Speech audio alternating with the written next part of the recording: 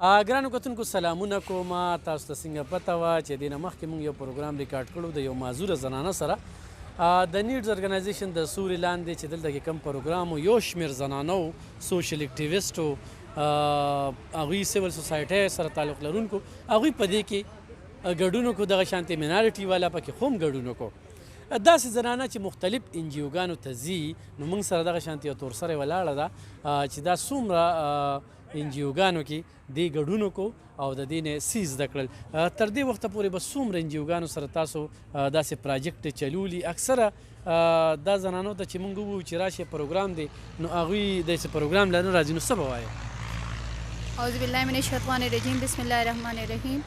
ما خو ډېر زما نوم لبنه دی ما ډېر ارګنایزیشن سره په ډفرنټ پوزیشنز باندې کار کړی دی او الحمدلله ډېر زیات بیهیویر چینج راغلی دی چې زمونږ اوس زنانه چې دي نو هغوی موږ سره دونه اویرنس راغی چې هغوی موږ سره ټریننګونو له راځي مخکې به هغه ډېر موږ په مشکله باندې راوستي او بیا کوم ځای کې چې به میل وو او میل سره به کمباین کله یو سیشن یا یو میټینګ کېده نو هغوی به هغه ډېر دغه محسوسول چې یاره موږ میل سره نه کینو موږ میل په مخکې خبرې نه شو کولی نو اوس چې دی اوس ډېر چینج راغلی دی چې اوس موږ فیمیل راولو د کلو فیمیل حالکه چې د سیټل ایریا نه د کلو نه اوس موږ سره فیمیل راځي همدې رونو سره زموږ ناست وي او هغوی ډفرنټ کوم مسایل دي په هغې باندې خبرې کېږي نو هغوی ته ډېر څه زده کړل موږ په خپله باندې د آډیو چې کوم دغه د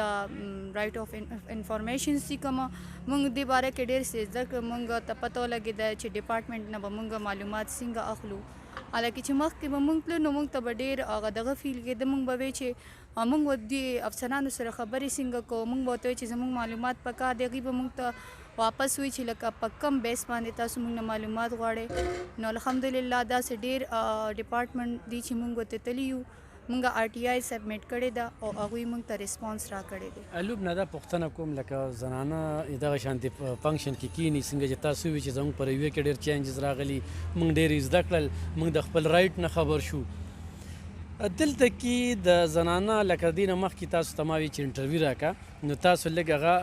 یره محسوسوله نو دغه شانتې لکه د زنانو مسایل حل کېدل چې کوم دي په میډیا په ذریعه باندې دا خو چې چارواکو ته رسېدلي نه وي اواز رسېدلی نه وي دلته زنانو ته کمې مسلې دي او ډېرې داسې مسلې دي چې هغې پټې ساتلي دي هغه مخکې نه راځي نو څه به وایې اصل کې موږ خو خپله باندې خپلې شو په خپله باندې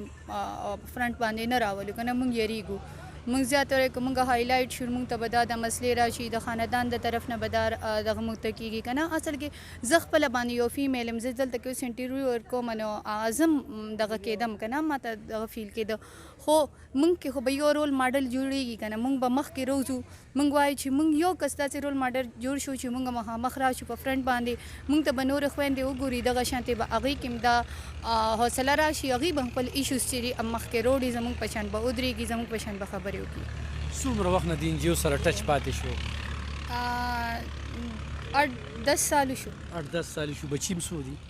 2 ماشومان مې او ژوند بس روان دی دلته کې لکه TAD ملو شي زده کړه مو شي او داسې په پراجیکټو کې هم برخه اخلئ لکه چې تنخواه داسې څه بالکل ډفرنټ ارګنایزیشن سره مې په ډفرنټ پوزیشنز باندې کار کړی دي تر تیرا پورې مې ډیوټي کړې ده انګو تیرا کوهاټ ډفرنټ ځایونو کې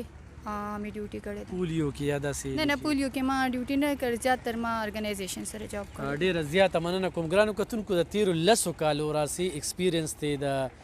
لبنه صاحبې سره او هغې دغه خپل ایکسپیرینس شریک کړه چې زنانو له راوتل پکار دي خپل اواز پټول نه دي پکار دا یره چې کومه ده دا لرې کول پکار دي او